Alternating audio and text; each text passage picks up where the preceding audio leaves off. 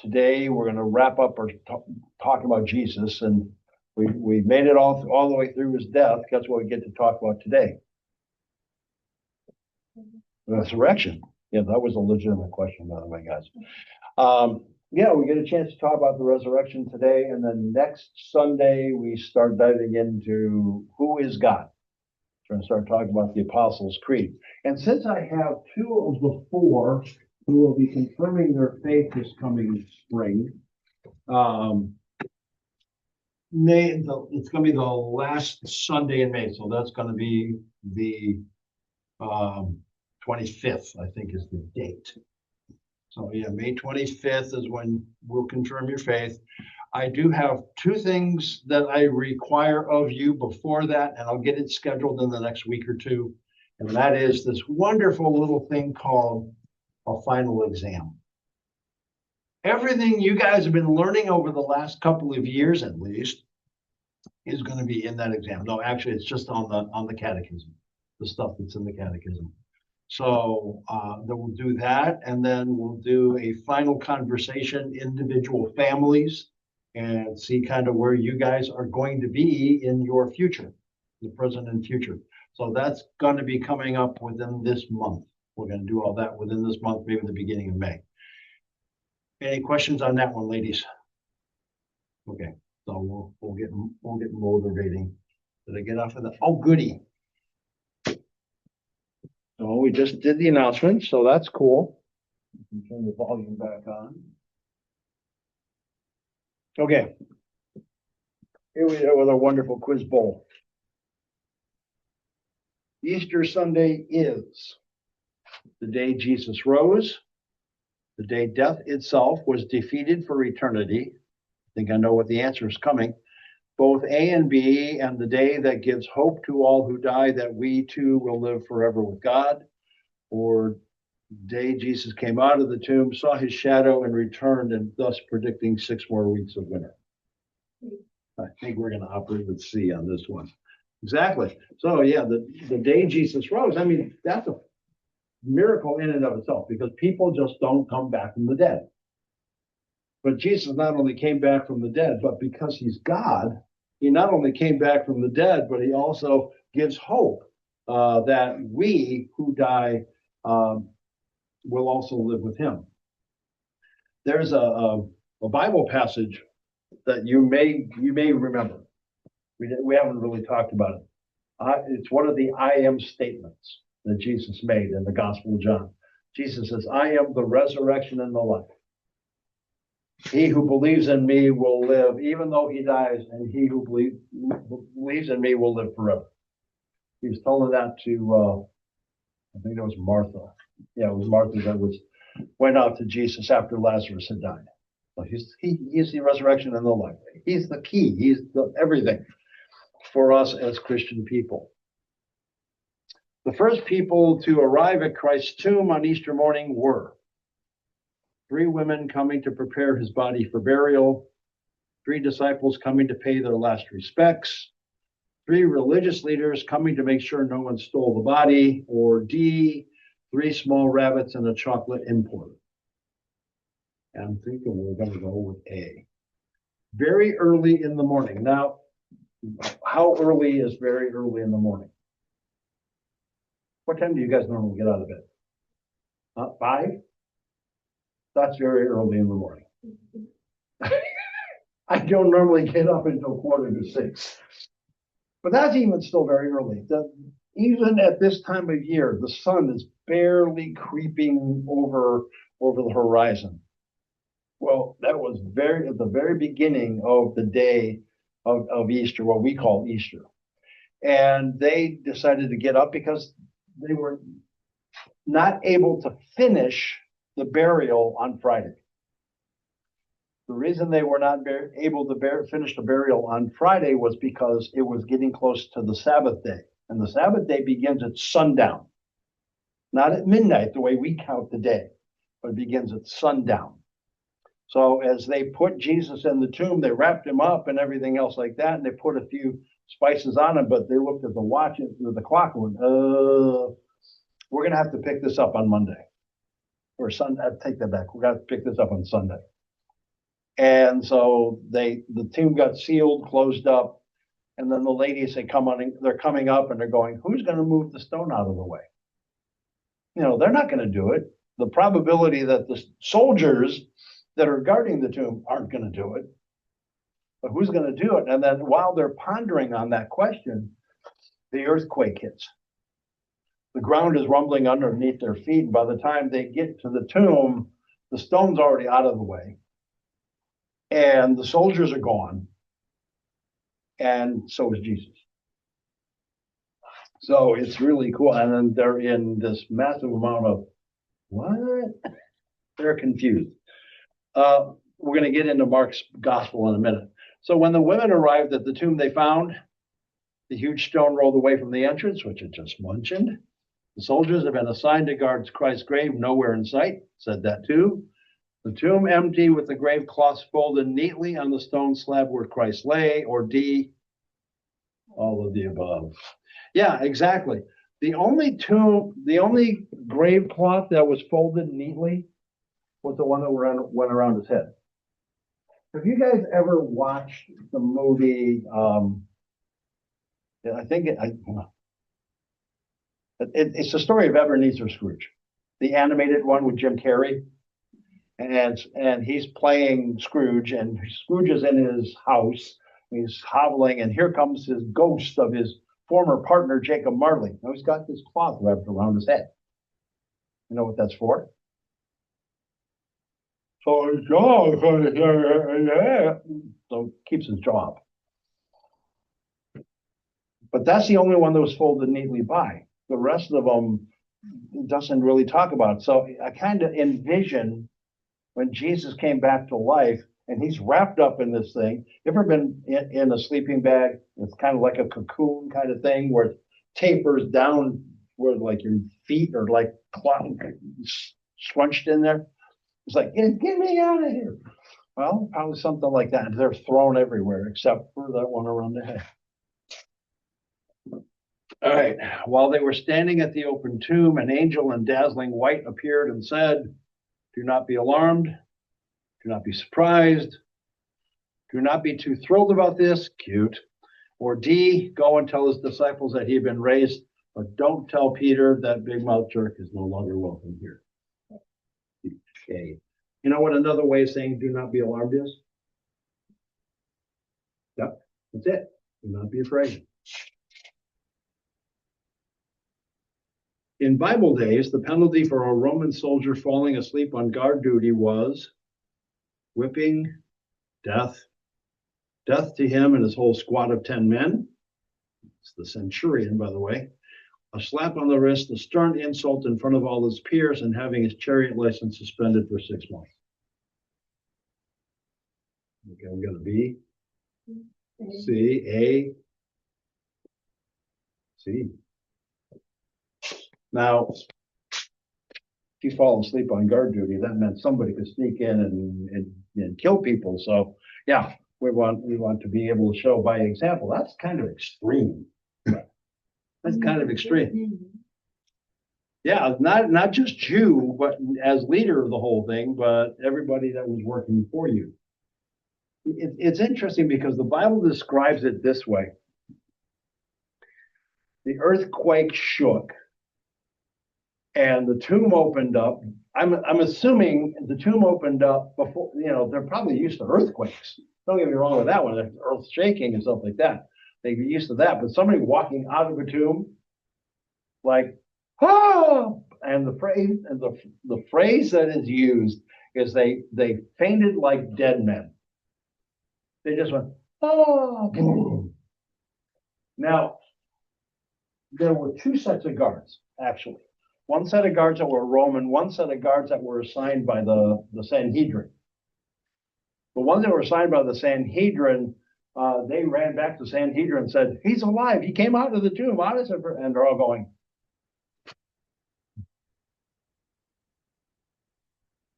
I'll pay you $1,000 to keep that quiet. They paid him off.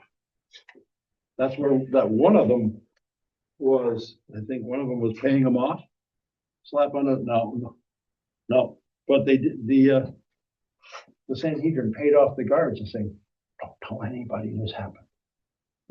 They couldn't let anybody know that what Jesus was prophesying was going to happen actually took place, because they were already afraid that that's why they crucified him. They were afraid of Jesus and what Jesus was going to do to the nation. They were afraid of that. So they crucified him for it. And now to find out he's alive, I'll pay $1,000 if you just don't say anything. I don't know what the amount of money was. I'm just using that as an example. But anyway, so when Mary stood weeping in the garden, Jesus appeared to her and said, surprise, but if somebody had a really weird sense of humor, that would work. Mary, where are the others? Or D, I overslept. What time is it? Cute. I think we're going to operate with B. That's all I had to do was say her name. Now, in her grief, what this isn't saying is what he said initially. Why are you, woman, why are you crying? Now, in her grief, she probably at that moment in time was not thinking nor recognizing the voice. But the minute he said Mary, that was it. Also, the voice recognition kicked in, and she wanted to give him the biggest bear hug ever. But he said, no, not yet, not yet. I'll come back for you, but not yet. Mary went back and told the disciples, I have seen a ghost. I have seen a vision. I have seen the Lord. Or D, let's make up a story about Jesus rising from the dead and all died bloody martyrs' death, so with this lie can last 2,000 years, and we can all have movies made about us.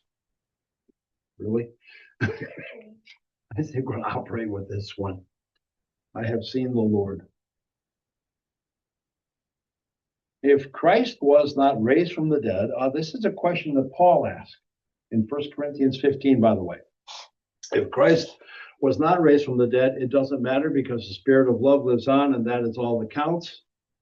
Some people try to argue that point. The disciples were deluded idiots from going to their deaths proclaiming it, or they might have, no, never mind. Christianity is a farce, and millions have given their lives for a lie.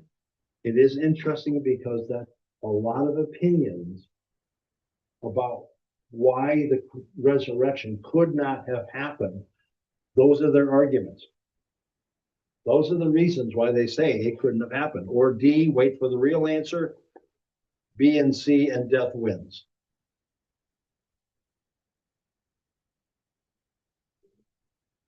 Yep. People thought, and Paul argues, if Jesus wasn't raised from the dead, we would be considered stark raving mad by saying that he was. But he was raised from the dead. Therefore, we're not stark raving mad. The greatest proof of the resurrection is the hundreds of witnesses who say they saw Jesus alive again. The fact that a bunch of uneducated fishermen went out with boldness and changed the world. The fact that all the disciples went to their deaths proclaiming it. Are you waiting for the what's next? All of the above. Yeah, hundreds of people saw Jesus alive. So, including, do you remember the story of two men walking along the road to the town of Emmaus, about 5 miles away from Jerusalem? And they're talking amongst themselves about what had happened on Friday and everything else like that. And here comes a guy just walking out of nowhere, walks up behind them. They didn't know this guy initially. And so he says, what are you guys talking about? And they look at him and say, have you not been around here lately? And they start telling him what had happened. So they stop at this one little inn. Jesus, the guys are going to stay for the night. And Jesus said, oh, I'm going to go first. No, please stay with us. Please stay with us. And at least have dinner with us. So they go into the restaurant and they have dinner, and Jesus does this. There's the bread after the blessing. All of a sudden, everything that Jesus had been saying and everything that connected to what was going on went, oh my goodness, what? In the time they probably spent to look at each other, saying, yeah, that's him, and turn back around, gone.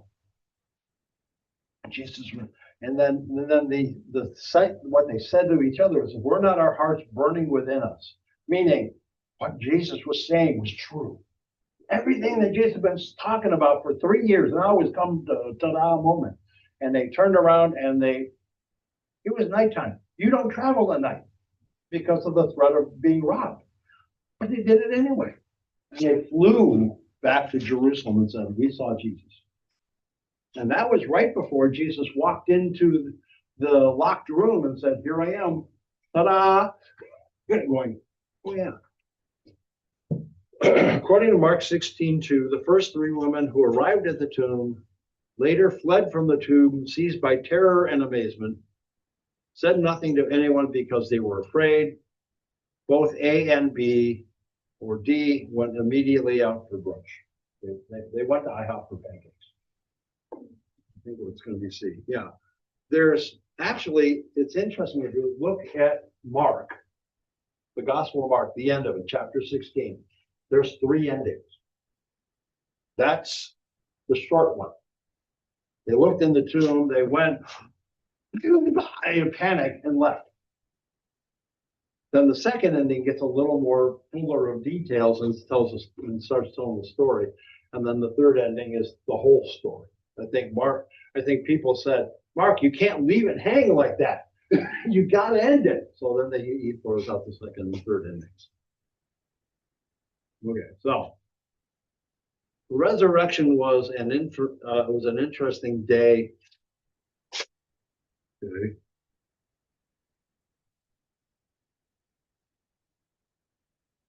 Three women.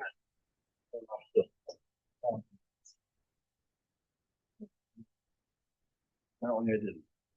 So they're all looking in the tomb, sad, fearful.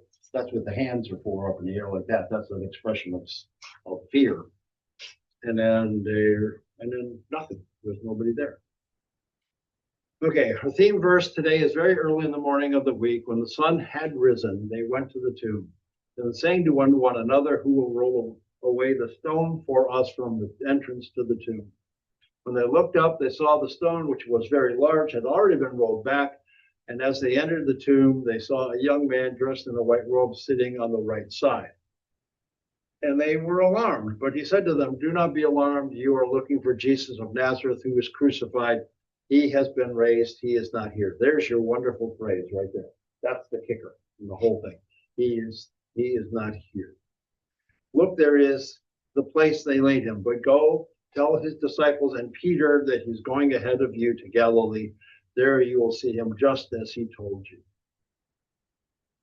So they went out and fled from the tomb, for terror and amazement had seized them, and they said nothing to anyone, for they were afraid.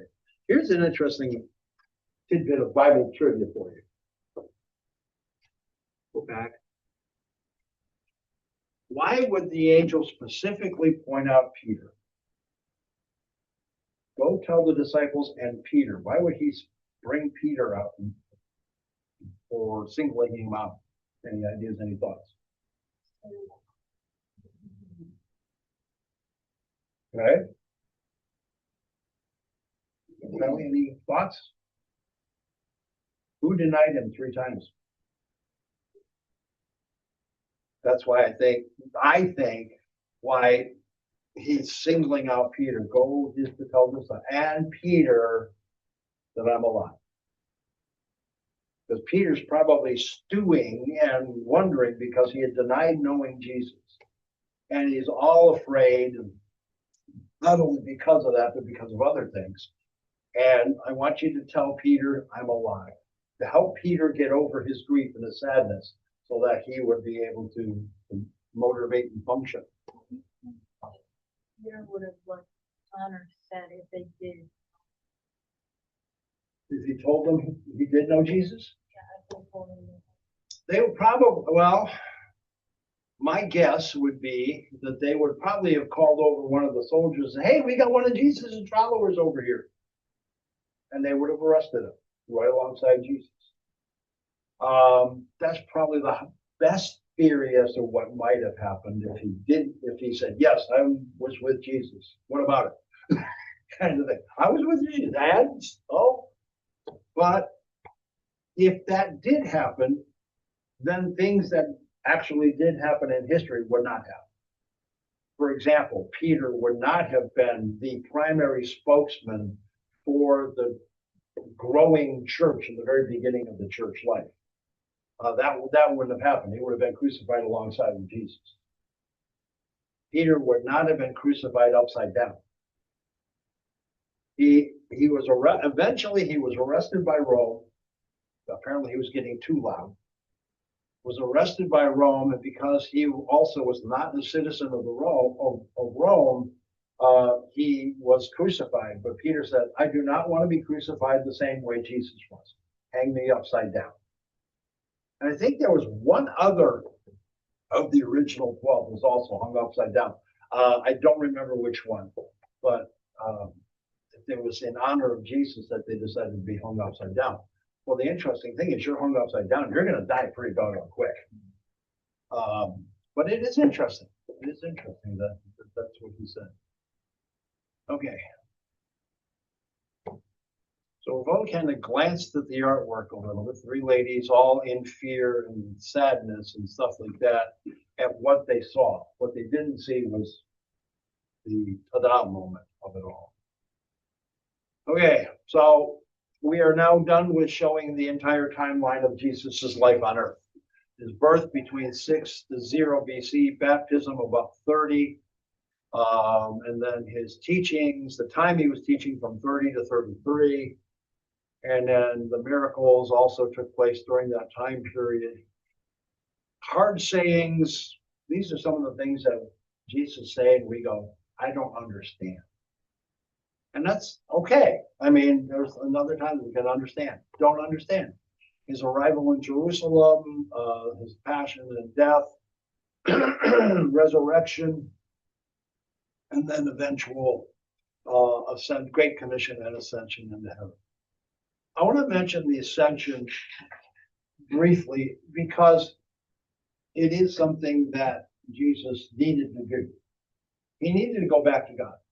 So how many days after Jesus came back to life, how many days do you think Jesus walked upon the earth before he went to heaven? How many days? Any ideas? Like after he died on the cross. After he died on the cross, came back to life, how many days did he walk on the earth before he went back to heaven? 7, okay? Like 30 or 40. Okay. Okay. I think like 30 or 40. 30, 40, Tylee? 40. 40 days. So on the day of Ascension, which is a day that we celebrate, usually because 40 doesn't multiply well by 7. So it's usually on a Wednesday or Thursday. So theoretically, we could have a wonderful celebration of Jesus' ascension. And that he went to heaven, but before he left, he said, I need you guys to be my witnesses. You guys are going to be my witnesses in Jerusalem, Judea, and Samaria, and then to the ends of the earth. So he said, start here in Jerusalem. And by the way, don't leave yet.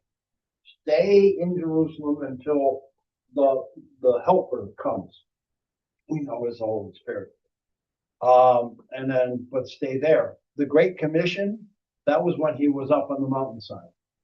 And he said, as my disciples, this is what I want you to do. Make more disciples. I want you to make them by means of baptizing all nations, everybody around the world, baptizing them in the name of the Father, Son, and Holy Spirit, and teaching them to obey everything I've commanded. So that's the job that we have now as the church. We're continuing that command that Jesus gave to the original 11. Oh, by the way, it wasn't the original 12. Who was missing?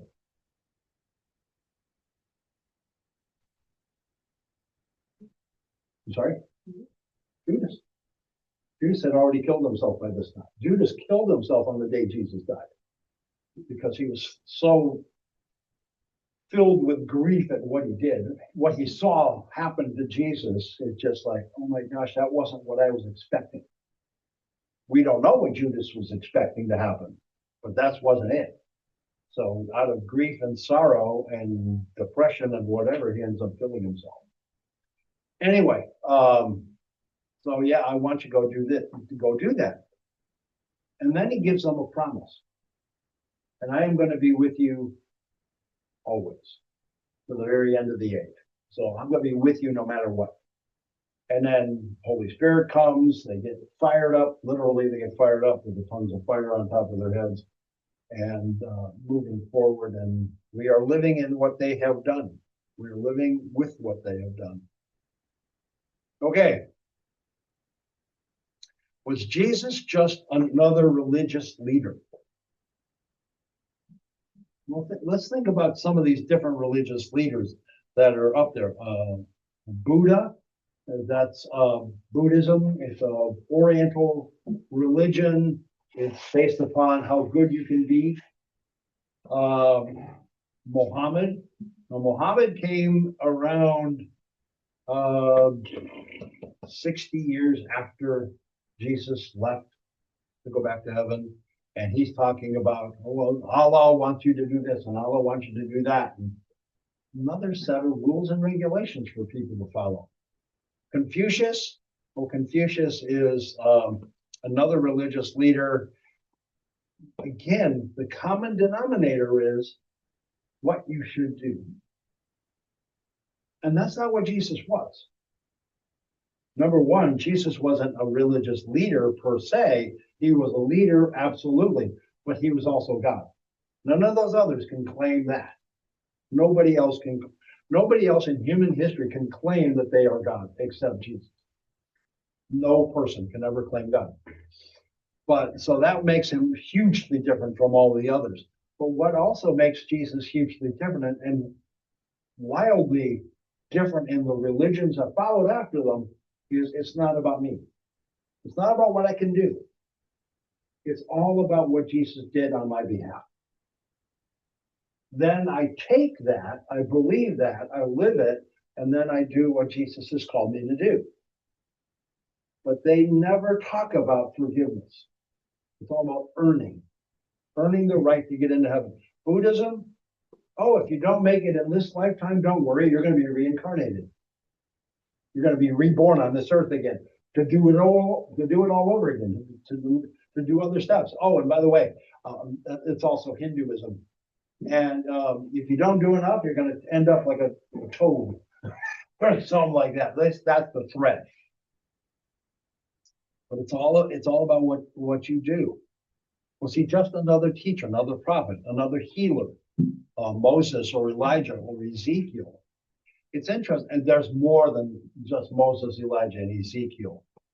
There's Daniel, there's Jeremiah, Isaiah. It's interesting to note all of the prophecies, the prophets that are in the Bible. There's only one that talks a lot about the coming Messiah. A lot. And his name is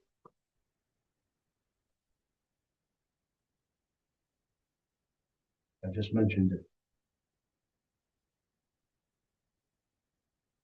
Isaiah. Isaiah is the one prophet that talks about the one to come. He talks about, and he will be called Wonderful Counselor, Mighty God, Everlasting Father, Prince of Peace. He talks about Jesus's crucifixion and death in one of the later chapters of Isaiah. He talks about all different aspects of the one who is to come, to be more than a healer, more than Moses, more than Elijah, and more than Ezekiel. Okay, transfiguration. Jesus is up on a mountaintop with Peter, James, and John. Who appeared with Moses? Who appeared with Jesus on the mountain? And their names were on the screen. Moses is one of them. Elijah is the other one.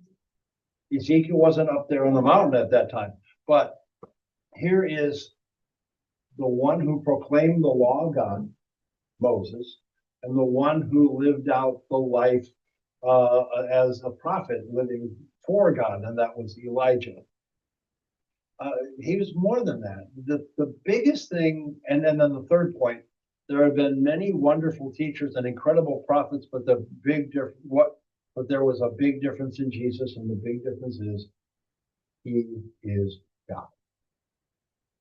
And he is the only one of them who could give up his life. They all died. Moses died a natural death, but apart from the promised land, he didn't go in. He didn't lead the people into the promised land. You remember why? It was a big deal at the time. Doesn't sound like one now. The Israelites were complaining they didn't have any water. They didn't have any water. And Moses Moses goes to God and says, God, what do I do? He says, okay, there's this rock over here. Tell the rock to give up its water. And Moses comes out and they're all yelling at Moses. And he says, enough of that. And he hits the rock with his staff. God still provides the water. That's the cool part. God chose to provide the people the water, even though Moses messed up. That's the reason why he never went in. That one slip cost him not to be in the promised land. Elijah, he's the only prophet who did not die. The chariot of fire scooped him up from in front of his friend Elisha. And I always get those two names messed up. Yeah, he was the only one that never died. And Ezekiel was a prophet to the people who was trying to tell them, relax, you're here in Babylon because y'all messed up. But relax, you're going to go back. So he's trying to make the best of the situation to the people of Israel in a situation they didn't want to be in. By the way, another claim to fame for Ezekiel, the valley of dry bones. That was Ezekiel. But even with all those wonderful things that Moses, Elijah, and Ezekiel did, the biggest difference is they were not God. And they were not sacrificed to take away the sins of the people. They were to prepare the people for Jesus coming. They were leading people to him, but they weren't him. And I think that's the key thing we need to understand. So if you were building a case for the resurrection of Jesus Christ, would you first look at the evidence of what happened between Good Friday and Easter morning?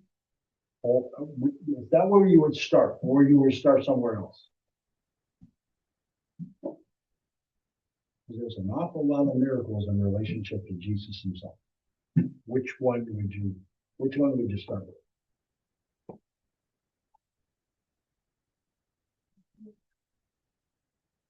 When he was born, okay. How he was born, that's one way. Hey, Jesus is very special. He was born this way. But that doesn't tell the rest of the story. That's just the beginning of the story. What we're trying to get at here is the end of the story, which is really not the end. It's only the beginning for us. But the end of the story, we're looking at, okay, here is all the evidence that says Jesus was alive. He appeared before. There is a number, I don't know what the number is that says in scripture, how many people actually saw him, witnessed him.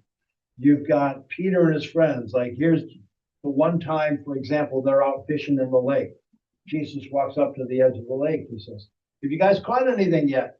And they're all kind of semi-frustrated because they hadn't caught a thing all night. Jesus goes, throw the net on the other side of the pit. Throw the net on the other side of the boat. What? Well, all right. Throw it over the, and they can't bring it in because there's so many in the net. And then Peter gets this thought, wait a minute, he's done this before. And then he says, it's Jesus. So he puts on his coat, jumps into the water, runs to the beach. And because it's Jesus, and he leaves the other 10 guys trying to scramble to get all these fish off the boat. Anyway, so there's Jesus sitting on the beach. He's already got a fire going. He's already got a fish in the frying pan. And he eats right in front of him. This is no ghost. No ghosts eat. Kind of thing. Or it's like have you ever seen the original Pirates of the Caribbean? where Elizabeth is with the pirates, and you're in the middle of a ghost story. He drinks the wine and just see it. They don't. So you can start with that event. You can start with another event where Jesus walks up to Thomas. That's our gospel lesson for this morning in worship is Thomas. And Thomas goes, unless I see where the nails went through the hands, and if I see the spear and everything else like that, I won't believe. So Thomas is a very visually oriented person. Next week, Jesus walks back in the room. Thomas is with them, and Jesus walks right up to Thomas. He didn't do anything. He just walked right up to Thomas. Look, here are the marks. He opens up his shirt to where the spear went to his side, to his heart. Come in through the side. That's where the spear went in. You see everything else. And Thomas finally believes. And then Jesus says something that's very valid for us. Great. You believe because you've seen me. But blessed are those who haven't seen me yet and believe. So there's the real evidence. It's not in the part, it starts with those days, those 40 days after Jesus was raised from the dead before he went to heaven. Those 40 days are critical for the writing of the story and putting it down on paper. But the real part of the evidence are the gazillions of believers who have lived their lives and suffered and died for their faith in Jesus. That's the real evidence. There's also a Bible passage that we're using today in a worship service. It's the Sanhedrin. They're trying to figure out what to do with the apostles as they're proclaiming Jesus is alive and living and follow him kind of thing. And people are just flocking. Thousands of people are becoming believers. All at once, the day of Pentecost, 2,000 people became believers that day. I'd love to see that. I'd love to see that happen. Anyway, they're all worried about what's going to happen. And then there was a leader by the name of Gamaliel. Gamaliel got up in front. Brothers, let me tell you something. Let me tell you about this guy who tried to lead some form of rebellion, and that fizzled. He died, and that fizzled out. There's another guy who did this and did that and did everything else like that, but he dies, and that fizzled out. If this is not from God, it will eventually fizzle out. But if it is from God, you guys are going to be fighting on the wrong side. You're just going to be fighting against God if this is for him. So Gamaliel is saying, open your eyes and see what's going on here. And if it's from God, nothing is going to stop it. And we've been living in that evidence ever since. Nothing's going to stop it. So, sleeping guard, these are some of the witnesses, 300 eyewitnesses, thousands of converts. The sleeping guards saw him walk out the tomb. First witnesses, Mary being one of them, Peter and John. There's another account in one of the other gospels where Peter and John go running to the tomb. John gets there first because he's younger than Peter. He gets there and stands in the doorway and looks inside. Peter was bold enough, normal, typical Peter, right? He walks in and he's looking at this. What? Yes, they still don't have any idea what's actually happening. The two more witnesses, the folded grave clothes, the two more witnesses, the road to Emmaus I talked about earlier, the remaining 11, 300 different eyewitnesses to the fact that Jesus was alive, and then thousands, if not millions, of converts. That's the evidence. That's the truth of it. Spread like wildfire, and an entire empire converted, and then no one dies for a while. That's interesting. Spread like wildfire. Like I mentioned, the day of Pentecost, 2,000. A little bit later, 3,000 become believers, all in one fell swoop. there was mass conversions everywhere, all over. And an entire empire was converted. Think about this a second. After Jesus died, it was the remaining 11 plus a new one. They brought in a new one to round it back up to 12. And these guys are scattered all over the world. Thomas, our wonderful doubting man, ends up in India. And a few of the other guys end up all over the world. These guys are talking about Jesus everywhere, and people are converting to Christianity. And then about a couple of years later, we have this wonderful man by the name of Saul. Now, Saul was persecuting the church. He's on the other side. He's on the losing side. So Jesus decides to knock him on his keister and say, hey, why are you persecuting me? Well, who are you? I am Jesus of Nazareth. Who are you persecuting? 3 years later, after that event, Paul becomes on fire. He is going all over what we know now as Turkey, Greece, throughout the Middle East, preaching and teaching, and people are coming to faith. Peter is moving around in and around the same areas. People in Alexandria, Egypt, become believers. So it's spreading everywhere. But at that time, the religion of the empire, the Roman Empire, not Holy Roman Empire yet, the Roman Empire was the emperor is God. The emperor is God in real life form, so you must listen to the emperor. Well, they were fighting against that until one emperor, Constantine, through his mother had become a believer, and through his mother, she converts Constantine to Christianity. So all of a sudden now, the emperor is a Christian. Therefore, the entire empire is Christian. And that became the Holy Roman Empire. That became the Holy Roman Church. And then the expansion of the empire was the expansion of the church. Wherever the empire went, there went the church. So the Holy Roman Empire went as far north as England, went all the way as far north as England, Germany, went up into the Baltic states. But eventually, the empire got crushed back down to where it became a shell of itself. But it became Christian. And it gave Christianity to the entire world. That's how Christianity ended up on our shores. It's because the Queen of Spain wanted to find out about the new world that people were talking about. So who did she send? Christopher Columbus. And Christianity came right along with him. And that's how Christianity ending up here. So no one dies for a lie. Is death always bad? Is it always the end? How can life come out of death?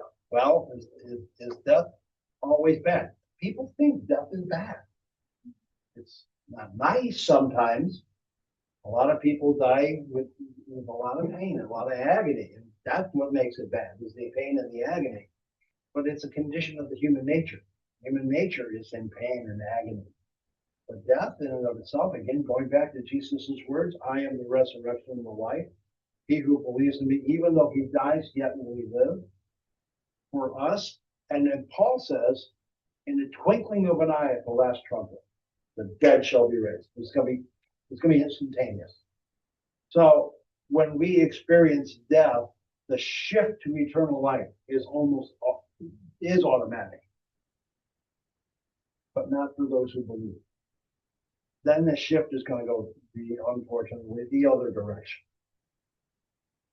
That's when everything. So is it always the end? Is death always the end? No, it's not. Death never is the end. Even for those who don't believe, it's not the end. It's the trigger to where am I going to be for eternity. Death is always a trigger for where am I going to be for eternity. And how can life come out of death? One word: Jesus. Like happen to all the people who died before Well, let's go to Revelation for a minute. The very end of Revelation, there is the entire human race. Those who had died previously, those who died right then, and then those who were still living when Jesus comes back. We all get sucked up in front of Jesus. There's two books. The first book is the book of deeds. Everything about our life is written in that book. Everything that we said, everything that we did, everything that we should have done, we didn't do, is all written in that book. There's a second book. It's called the Lamb's Book of Life. All that has is one line entry, your name. When you believe in Jesus, that puts your name there. So that's your automatic ticket into heaven.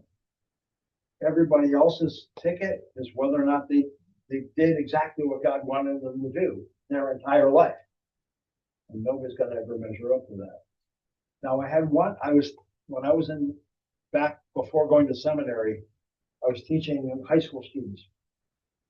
And one of the kids asked me, and this is a big deal when there was abortion was a big deal in the late 80s. What about all those kids that were aborted? And this goes right to your question. What about all those kids that were aborted? And I'm going, I'm thinking in my head, I'm not sure how to answer this question. Pastor's walking by. That's what we're teaching. Pastor, let me ask you this question. And he said, we believe in a grace-filled God, grace-filled God. For those children who had not yet had even remote chance of being baptized, let alone believe, they never had the chance. I believe in a graceful God. Paul talks about those people who were living before Jesus and living in the promise of the one yet to come. They're there too. So they're all thinking, I know there's a Messiah coming. I know there's somebody coming after me. I hope I live long enough to be here when he gets here. And if I die before that happens, I'm living a life that is living in the promise therein. Now that's kind of makes up the whole nation of Israel, but that's another story. That's another lesson in and of itself. But did that help? Okay. All right. Got one more go around here. Wrap your mummy as fast as you can. Now you've seen the mummies, right? Like King Tut, and it's all wrapped up and everything else like that. Well, that's how they buried people back in the day.